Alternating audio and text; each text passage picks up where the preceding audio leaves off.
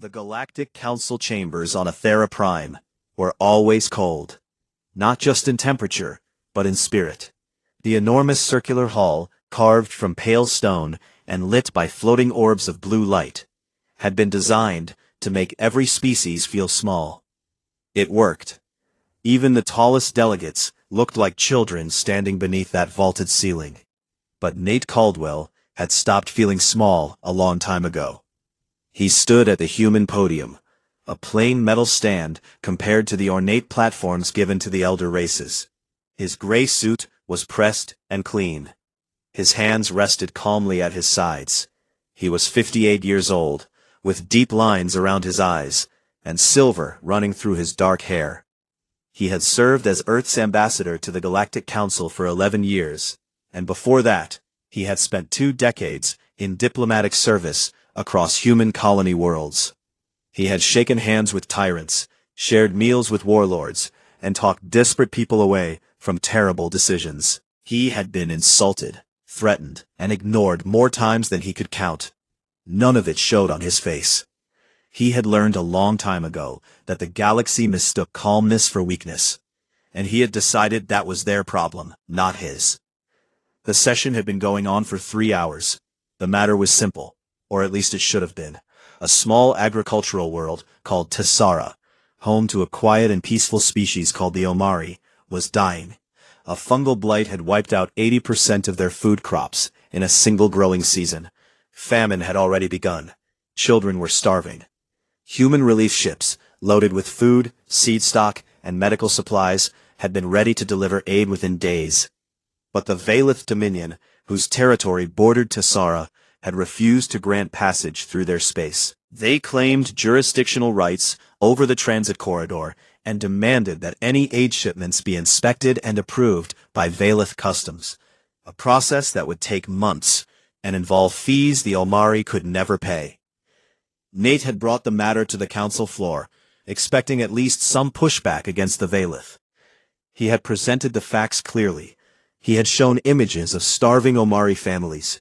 He had outlined the timeline, how many would die for every week of delay. He had kept his voice steady and professional throughout. And then Zorath, the Dreth elder who served as council speaker, had called for a vote. The council sided with the Valith, 14-3.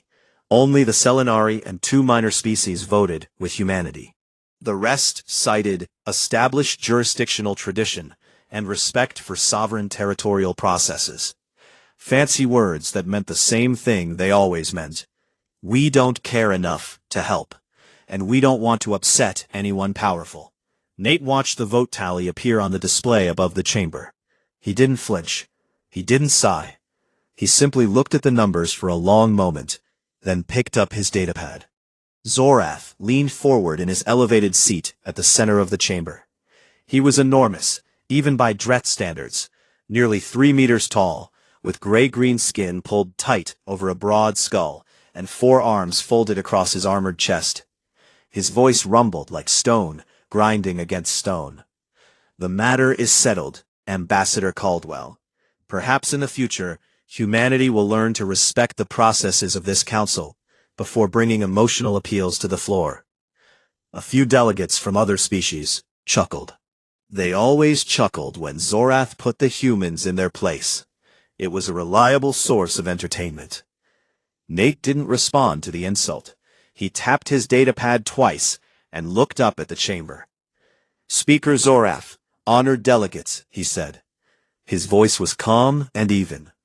I have a prepared statement to read on behalf of the United Human Government. I ask for the chamber's attention. Zorath waved one of his 4 hands dismissively. You have 1 minute. Nate nodded. He didn't need more than that. Effective immediately, he began, the United Human Government is withdrawing from the Galactic Council. All treaties, trade agreements, mutual defense pacts, technology sharing arrangements, joint research programs, disaster relief commitments, and diplomatic postings between humanity and the Council or any of its member species are hereby terminated. Human personnel stationed on Council worlds and installations will be recalled within 24 hours. Human patrol ships currently operating in non-human space will return to human territory within 48 hours. This decision is final and not subject to negotiation. He closed his datapad. The chamber was silent for exactly 4 seconds. Then Zorath laughed. It was a deep, booming sound that echoed off the stone walls. Several other delegates joined in, though some of their laughter sounded less certain. "A dramatic gesture, Ambassador," Zorath said, showing rows of flat teeth in what passed for a dread smile. "Humanity has always been fond of drama. You will be back within a week, begging to rejoin. You need this council far more than it needs you." Nate looked at Zorath for a long moment. There was no anger in his eyes, no bitterness, just a deep, tired certainty. "No, Speaker Zorath," he said quietly.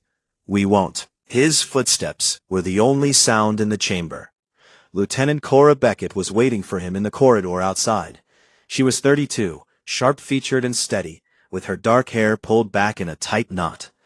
She had served as his military attaché for 3 years. She fell into step beside him without a word, and handed him a secure communicator. He glanced at the screen. Confirmation codes were already coming in from every human embassy, consulate, and outpost across the galaxy. Cora had activated the withdrawal protocol the moment the vote failed, just as they had planned. "How long until full extraction?" Nate asked. 14 hours for diplomatic staff. 36 for military assets. We'll be clean by tomorrow night, Cora replied. Nate nodded. Good. Behind them they heard footsteps, lighter and quicker than theirs. Ambassador Caldwell. The voice was soft and musical, with an undertone of urgency. Counselor Aisha of the Selenari stood a few paces behind them. She was slender and pale, with wide silver eyes and delicate features that made her look fragile, though Nate knew she was anything but. She had been one of the 3 who voted with humanity. She had always been one of the 3. Counselor, Nate said gently. Aisha's silver eyes were wide, with something he rarely saw in an alien face, genuine fear. Tell me this is a tactic, she said. Tell me you will negotiate. Nate shook his head slowly. It's not a tactic, Aisha. We're done. She stared at him. Then she looked down the corridor, back toward the chamber doors, where muffled sounds of casual conversation and even laughter could be heard. The rest of the council was already moving on, treating humanity's departure like a minor footnote. Aisha turned to her aide, a young Selenari standing nervously behind her, and said in a voice barely above a whisper, they weren't bluffing. And none of them understand what we just lost. 3 months passed, and the galaxy told itself that everything was fine. The elder races held their council sessions as usual. The Dreth congratulated themselves on finally being free of the noisy, emotional primates who had cluttered up the chamber with their complaints about fairness and justice. The Valif celebrated the fact that no one was challenging their territorial claims anymore. Even the smaller species, the ones who had quietly benefited from human generosity for decades, shrugged and said that they would manage. Everyone had always managed before the humans came along. They would manage again. Except they didn't. The first sign of trouble came from the Fenori Mining Guild. The Fenori were a squat, thick-skinned species who controlled most of the galaxy's rare mineral trade. They dealt with dozens of species every day, buying and selling across language barriers that would have been impossible to cross without translation software. And that software, the universal translation system that every species used without thinking about it, had been built by humans. It had been designed, coded, updated, and maintained by human engineers for over 40 years, offered freely as a public service. Nobody had ever paid for it. Nobody had ever been asked to. It was just there, like air. And like air, nobody thought about it until it was gone. 3 months after humanity's withdrawal, the software stopped updating. It didn't crash all at once. It just slowly became less accurate. New slang wasn't added. Dialect shifts weren't accounted for. Edge cases that human programmers used to fix within days now piled up into errors that made negotiations confusing, then difficult, then impossible. A Fenori trade deal with the Karathi Collective fell apart because the translation software rendered the word for partnership as something closer to surrender. Accusations flew. Trade Minister Grawl, a heavy-set Fennerai with deep-set eyes and a permanent frown, spent an entire week trying to find someone, anyone, who could fix the translation system. He contacted the Dreth, the Valeth, the Selenari. None of them had the expertise. The software was too complex, too deeply integrated into galactic communications. It had been a human creation from the ground up, and without humans, no one knew how to maintain it. Grawl submitted an urgent report to the Council. "We are 3 months into the human withdrawal," he wrote, "and we have already lost the ability to reliably communicate with one another." Zorath dismissed the report. "Find your own translators," he said. "The galaxy existed before the humans. It will exist after them." But the translation problem was only the beginning. Along the Outer Rim trade lanes, piracy had been a constant threat for centuries, until humans started patrolling those routes. Human naval vessels, fast and well-armed, had kept the major shipping corridors safe for the past 30 years. They did it without being asked, without compensation, and without recognition. Merchants from every species had grown used to traveling those lanes without fear, and most of them had forgotten why the lanes were safe in the first place.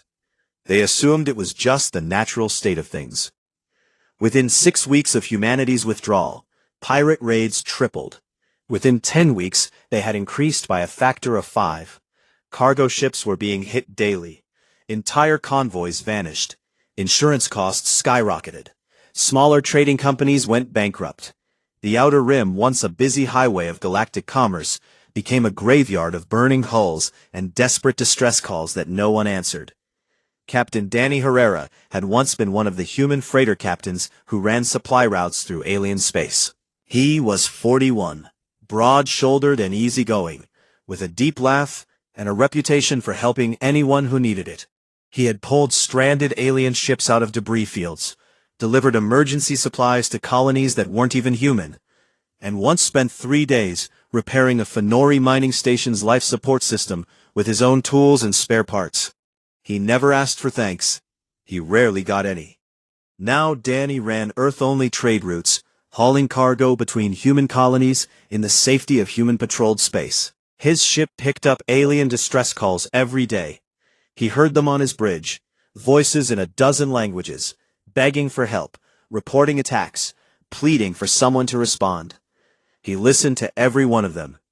And then he switched the channel and kept flying. His first mate, a young woman named Katie Marsh, asked him once if it bothered him.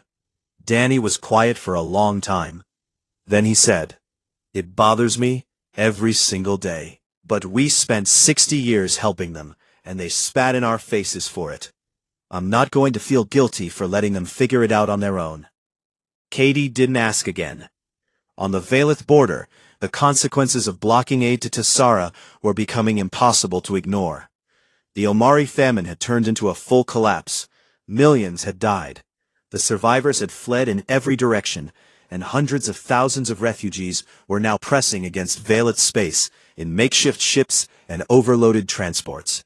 The Valeth, who had refused to let food through their territory, now found themselves drowning in desperate people trying to get in. Their border patrols were overwhelmed. Their detention facilities were overflowing. The crisis they had created through arrogance was now consuming them. Keth Voren was a young Valeth officer stationed at a border checkpoint. He was 26, which was young for a Valeth, and he had joined the military because his family expected it, not because he believed in the Dominion's ideology of racial superiority. Every day he watched Omari refugees arrive, families with hollow eyes and thin limbs, children who had stopped crying because they didn't have the energy. He processed them, cataloged them, and sent them to holding camps that were already full. He did his job. But at night, alone in his quarters, he read the old records and discovered something that made his stomach turn. The humans had tried to save these people. They had loaded ships with food and medicine and been ready to deliver it within days. And his government had stopped them. His government had chosen pride over millions of lives, and the Council had backed them up. Keth began keeping a private journal. He wrote down everything he saw, every death, every empty-eyed child, every transport that arrived too late. He didn't know what he would do with it yet, but he knew someone needed to remember. Back on the council floor, Zorath maintained his composure. He told the delegates that the difficulties were temporary. He called them adjustment pains.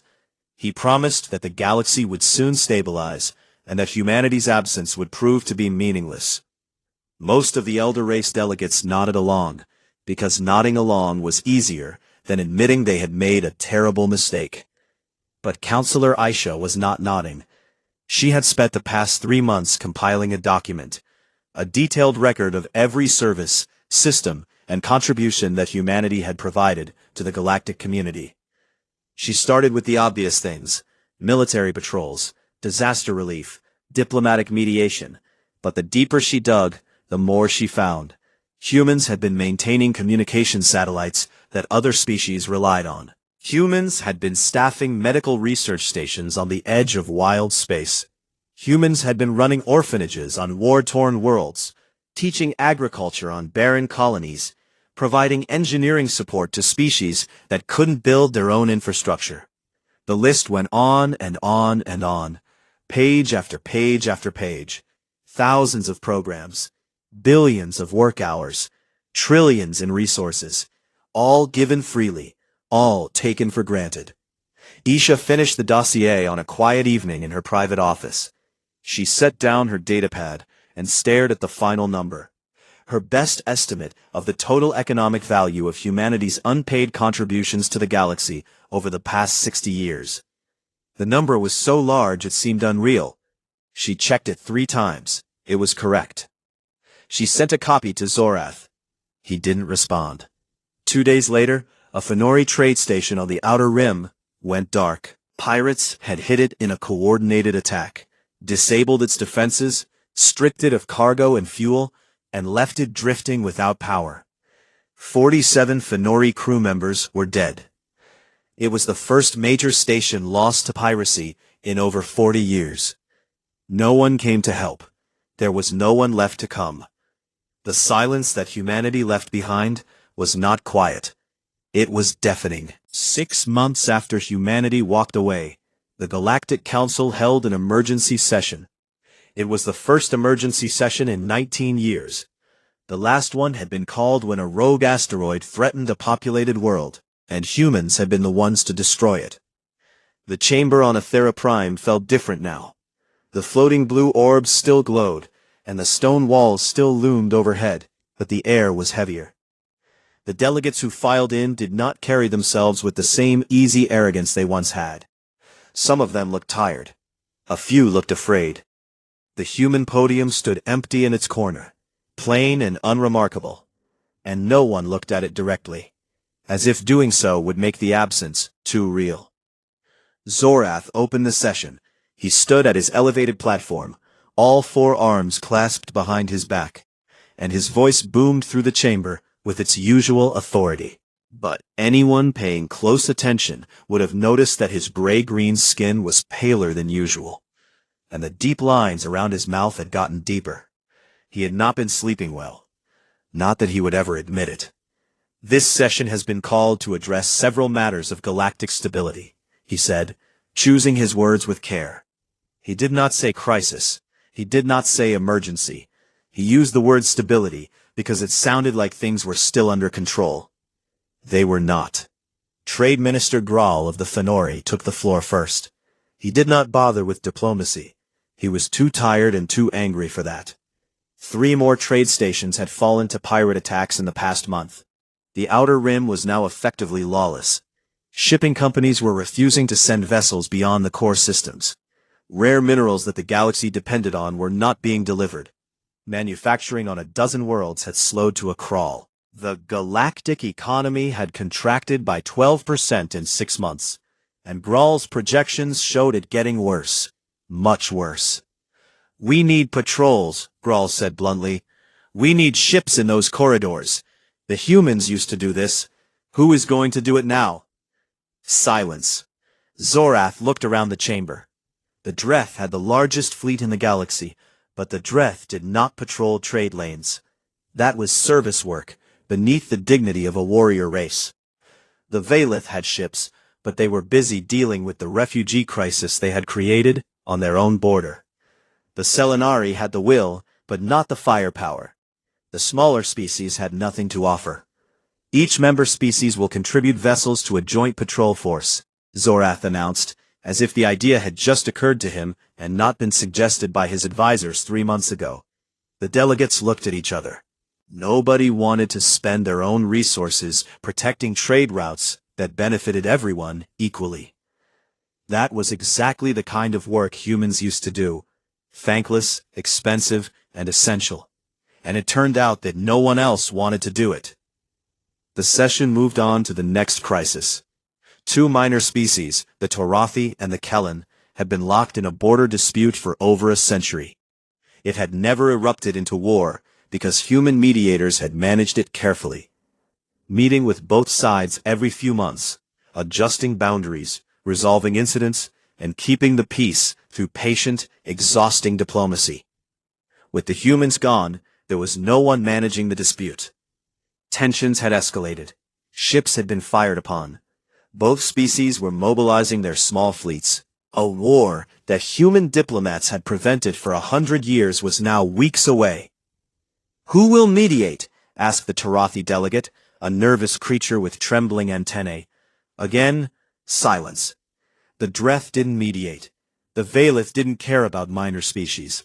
The Selenari offered, but the Torathi didn't trust them because of an old trade disagreement. Every species in the chamber had a reason not to help. And without humans, who had somehow managed to be trusted by almost everyone, there was no neutral party left. The emergency session lasted 9 hours. At the end of it, nothing had been resolved. Zorath had made promises and issued directives, but everyone knew they were empty. The elder races had spent centuries building a system where the hard, unglamorous work was done by someone else. That someone else was gone, and none of them knew how to fill the gap. None of them wanted to. Counselor Aisha sat through the entire session without speaking. She had sent her dossier to every delegate in the chamber. She knew most of them hadn't read it. She also knew that the ones who had read it were the ones who looked the most frightened. Meanwhile, on Earth and the human colony worlds, things were remarkably good. The withdrawal from the Galactic Council had freed up enormous resources. Ships that had been patrolling alien trade lanes were now protecting human shipping. Scientists who had been staffing joint research stations were now working in human laboratories. Engineers who had been building infrastructure on alien worlds were now upgrading human colonies. Money that had been poured into disaster relief for ungrateful species was now being invested in human education, healthcare, and technology. The results were immediate. Human shipyards expanded production by 30%. Medical researchers, no longer sharing their findings with species that mocked them, made 3 major breakthroughs in 6 months. A new cancer treatment, an improved faster-than-light drive, and a revolutionary energy storage system. Human colony worlds that had been underfunded for years received massive investment and began to flourish. For the first time in decades, humanity was building for itself instead of for everyone else. Admiral Pete Langston oversaw the military side of the transition. He was 61, tall and lean, with a shaved head and steady gray eyes that never seemed to blink.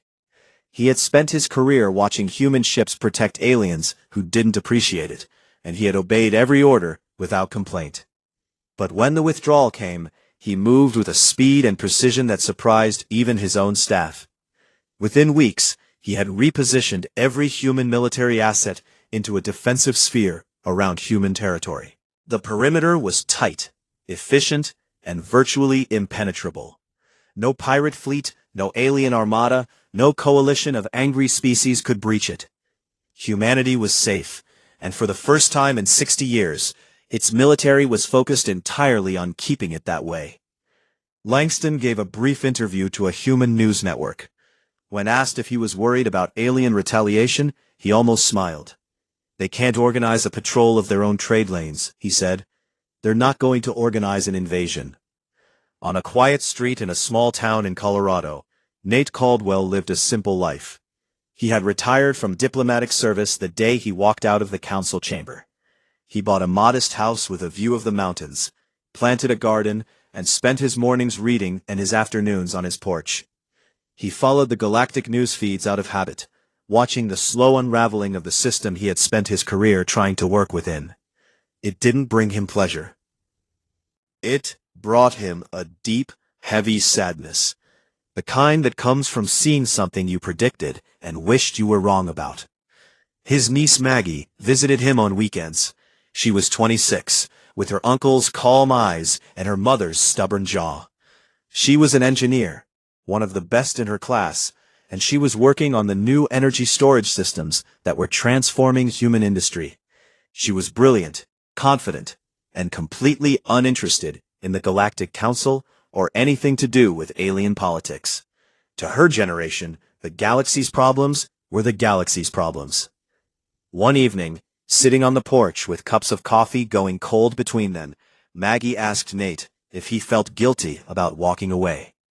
Nate looked out at the mountains for a long time. The sun was setting, painting the sky in shades of orange and red.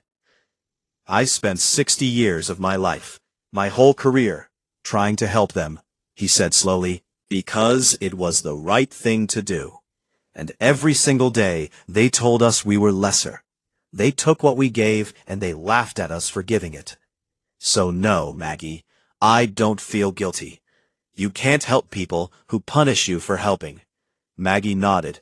She didn't push it further. She could see the weight her uncle carried, even if he would never call it guilt. Far away, in his private chambers on Athera Prime, Zorath sat alone. The chamber was dark, except for the glow of a datapad on the table before him.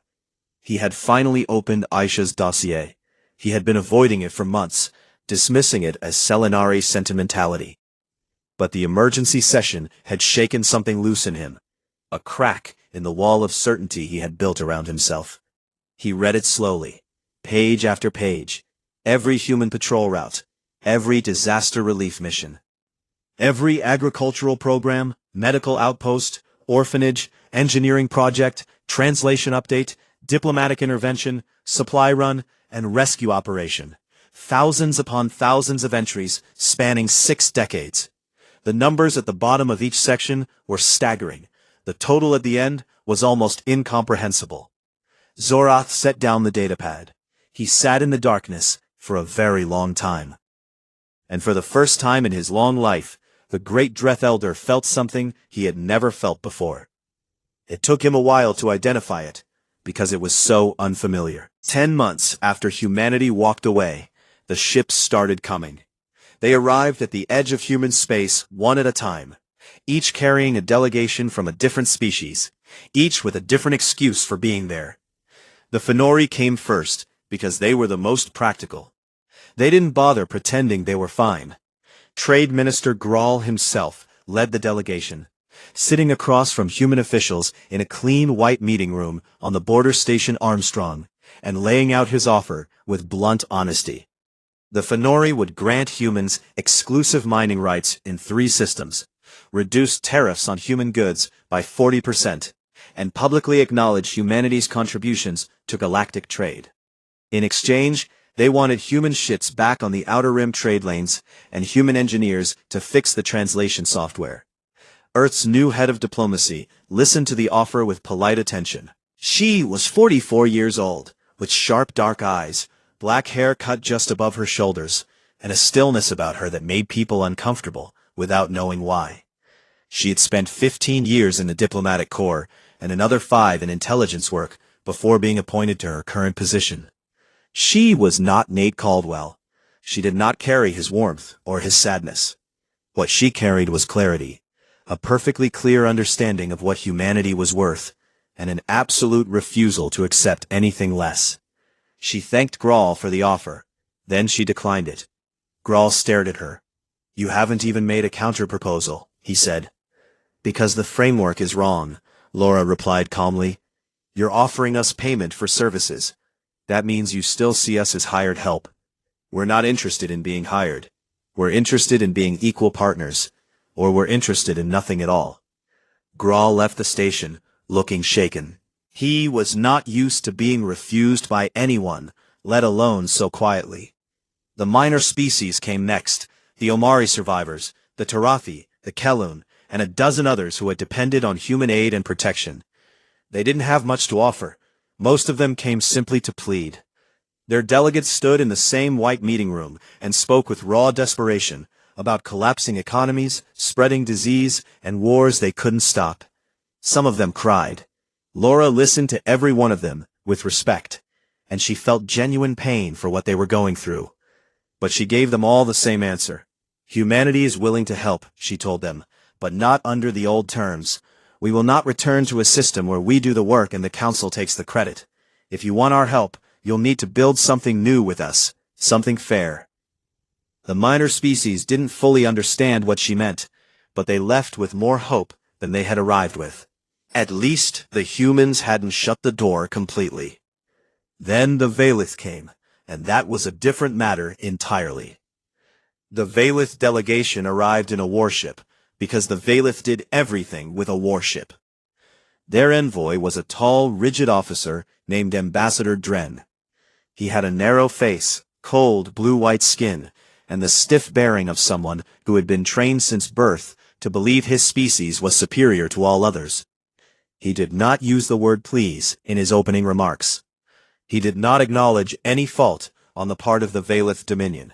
Instead, he framed the meeting as a strategic realignment discussion, and proposed that humans resume their galactic duties in exchange for a formal recognition of service from the Valith. Essentially, a certificate saying that the Valith appreciated humanity's contributions. A certificate. A certificate. Laura looked at the certificate proposal on her datapad for a long moment. Then she looked up at Dren.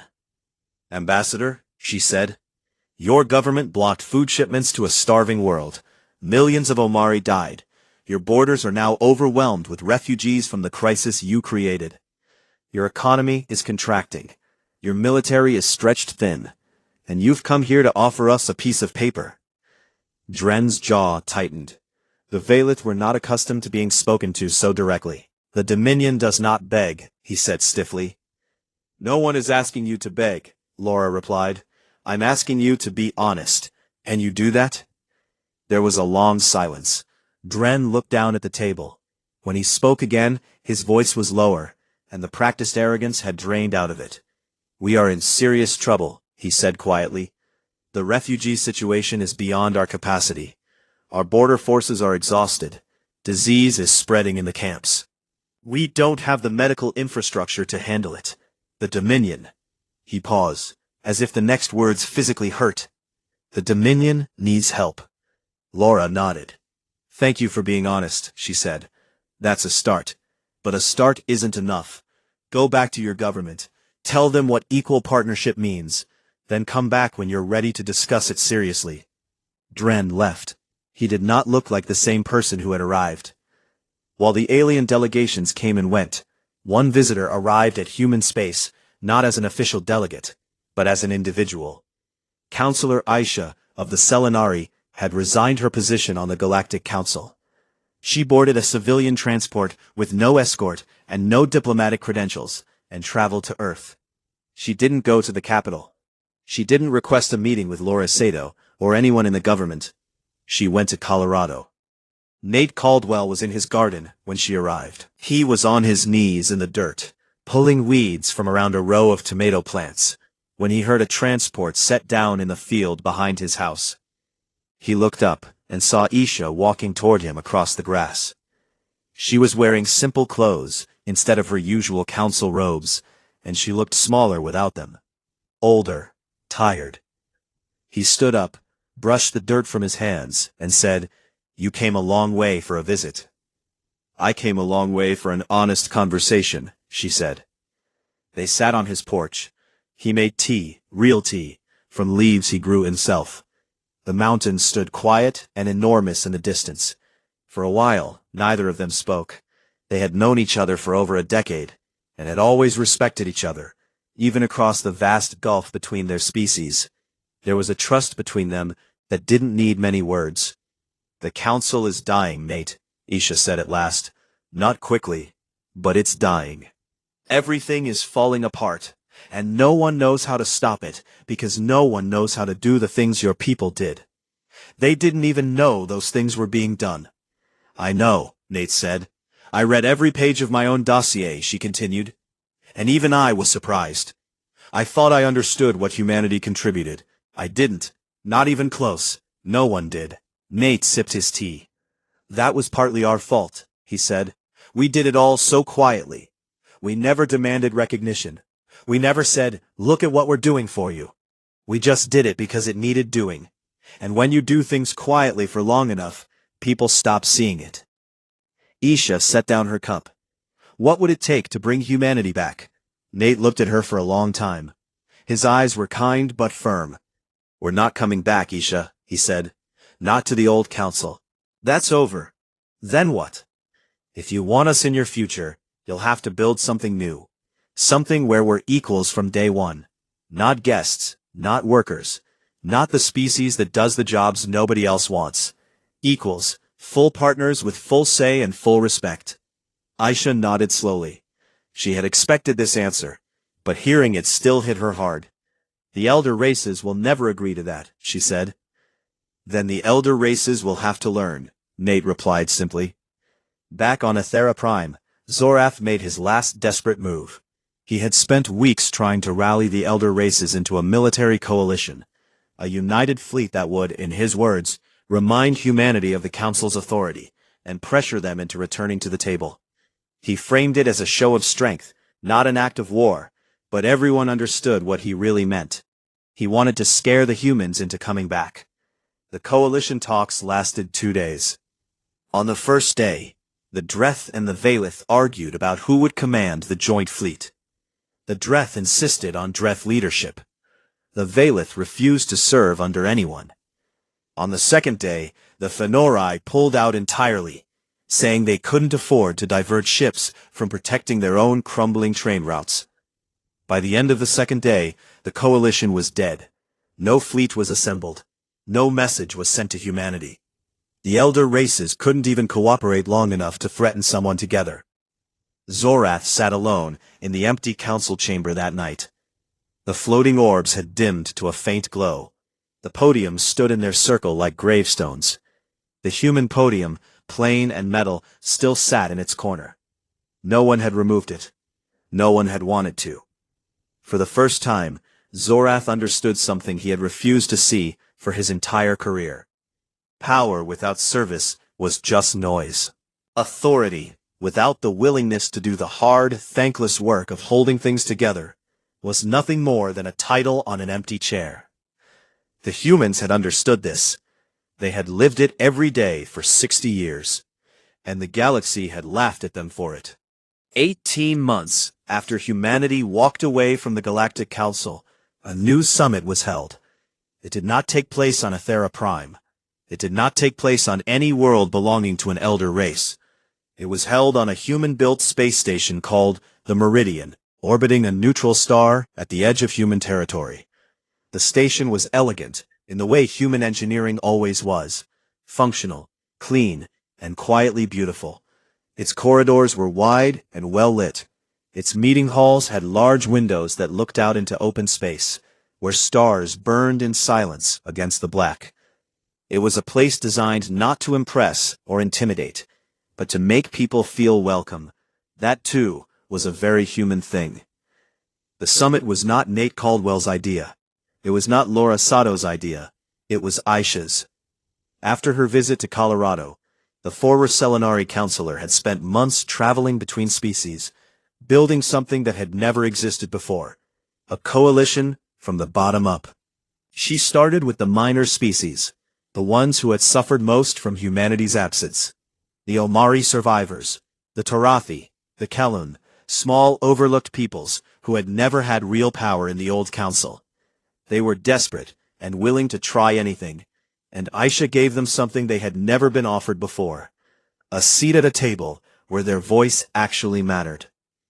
From the minor species, she reached out to the Selenari government, which backed her immediately. Then slowly and carefully, she approached the Fenori. Grawl was skeptical at first. He was a practical man, and he didn't believe in grand gestures. But Aisha showed him the numbers, what the galaxy was losing every month, what it would continue to lose, and what a genuine partnership with humanity could look like. Grawl studied the numbers, grunted, and said he would attend the summit. That was as close to enthusiasm as a Fenori ever got. The Valith were harder. Ambassador Dren had returned from his meeting with Laura Sato, and delivered an honest report to his government. It had not been well received. The Dominion's ruling council had called him weak, stripped him of his rank, and appointed a harder diplomat in his place. But the harder diplomat lasted 3 months before resigning in frustration, because the problems Dren had described only got worse. The refugee camps were overflowing. Disease was killing thousands. The Valith economy was contracting. Eventually, quietly, the Dominion reinstated Dren and told him to do whatever was necessary. He accepted the invitation to the summit. Keth Voren, the young border officer who had been keeping his journal of the refugee crisis, was part of the Valith delegation. He had been promoted, not for his loyalty to the Dominion, but because his honest reports from the border had caught the attention of officers who were tired of being lied to. He arrived at the Meridian, carrying a bag and his journal. Looking around the human station with wide eyes. He had never been inside a human structure before. It was nothing like he had been taught to expect. It was warm. It was welcoming. There were plants growing along the corridors. The human delegation was led by Laura Sato. She arrived with a team of diplomats, legal experts, and technical advisors, all of them prepared to negotiate in detail. She wore a dark suit and carried herself with the same calm precision she always had. But those who knew her well could see something new in her expression. Not hope exactly, but the possibility of hope. A crack in the armor she wore. Maggie Caldwell was there too. She led the engineering team that would design the technical infrastructure for whatever new agreement the summit produced. Communication systems, logistics networks, shared databases. She was 28 now, confident and focused, with her sleeves rolled up and a datapad in her hand at all times. She had none of her uncle's sadness. She had the energy of someone who believed the future could be built, not just endured. And Nate Caldwell came. He was not a delegate. He held no official position. He came as an observer, at Isha's personal invitation. He wore a simple jacket and sat in the gallery above the main hall, watching the delegations file in. He looked older than he had 18 months ago. His hair was fully silver now, and he moved more slowly. But his eyes were the same, calm, watchful, and deeply aware of everything happening around him. The negotiations were hard. They were always going to be hard. The first 3 days were spent arguing about the basic structure of the new compact. The minor species wanted equal voting rights, regardless of population or military power. The Fenori wanted weighted votes based on economic contribution. The Valith wanted veto power for any species with a fleet above a certain size. Laura Sato listened to all of these proposals, took notes, and then presented humanity's position. 1 species, 1 vote, no vetoes, no exceptions. The Valith delegation nearly walked out. Dren had to spend an entire night talking them down. He told them what he had come to believe after months of watching his government fail. That the old way of doing things was killing them, and that pride would finish the job if they let it. The Dreth were not present. Zorath had been stripped of his title as council speaker after the coalition fiasco, and the Dreth government had not responded to the summit invitation. They were too proud to attend a meeting organized by minor species and held on a human station. Their absence was noted by everyone, but mourned by no one. By the 5th day, the outline of something new was beginning to take shape. They called it the Compact of Meridian. Its principles were simple, because the best principles always are. Every species would contribute to collective security according to its ability. Every species would have equal representation in decision-making. Aid and support would be shared freely, not as charity, but as mutual investment. No species would be expected to carry burdens that others refused to share. The work of holding the galaxy together would be everyone's work, not just humanity's. Aisha presented the final draft to the assembled delegations on the seventh day. Her voice was steady, but those who knew her could hear the emotion underneath. She had spent 18 months building this moment, traveling to dozens of worlds, talking to hundreds of officials, arguing, persuading, and refusing to give up. She had done it, not because she was human, but because she had learned from humans. She had watched Nate Caldwell give everything he had to a galaxy that didn't deserve it, and she had decided that the galaxy needed to become worthy of what it had been given. The signing ceremony took place in the main hall of the Meridian, beneath the wide windows that looked out into space. Ships from dozens of species hung in the darkness outside. Fenori transports, Selenari cruisers, Tarathi scout ships, Kellen freighters, Omari civilian vessels, even a handful of Valith warships. They had come from across the galaxy, and together they formed a fleet that was messy, uncoordinated, and beautiful. Each delegation signed the compact in turn. The minor species went first, because for the first time in galactic history, they were being put first. The Fenori signed with characteristic efficiency. The Valith signed last, and Dren's hand shook slightly as he pressed his mark to the document. He looked up and met Laura Sato's eyes. She gave him a small nod. It wasn't forgiveness. It was acknowledgement. It was enough. After the ceremony, the hall filled with conversation and cautious celebration. Species that had never spoken to each other were talking. Maggie Caldwell was already in a corner with a group of Fenori and Selenari engineers, sketching out plans for the new shared communication network on her datapad, talking fast and drawing diagrams in the air with her hands. Katie Marsh, Danny Herrera's former first mate, had joined the diplomatic support team and was helping minor species delegates navigate the station. Even Keth Voren was there, standing by a window, looking out at the gathered ships and writing in his journal. Nate Caldwell stood at a viewport on the observation deck, away from the crowd. He was too old and too honest to make promises about the future. It will if they remember what it cost to get here, he said. Isha looked out at the gathered fleet. Dozens of species, hundreds of ships, all of them present by choice for the first time in galactic history. She thought about the empty Omari fields, the burning trade stations, the dead children in the refugee camps, and the long, terrible silence that had taught the galaxy what it should have known all along. We remember, she said quietly. The Compact's first joint mission launched 2 weeks later. A combined fleet carrying food, medicine, and engineering teams to a struggling colony world on the Outer Rim. Human ships flew alongside Fenori transports and Selenari cruisers. Valith medical teams worked beside Omari volunteers. It was slow and clumsy, and nothing like the smooth, efficient operations humans had once run alone. But it was shared. It was equal. And it was real.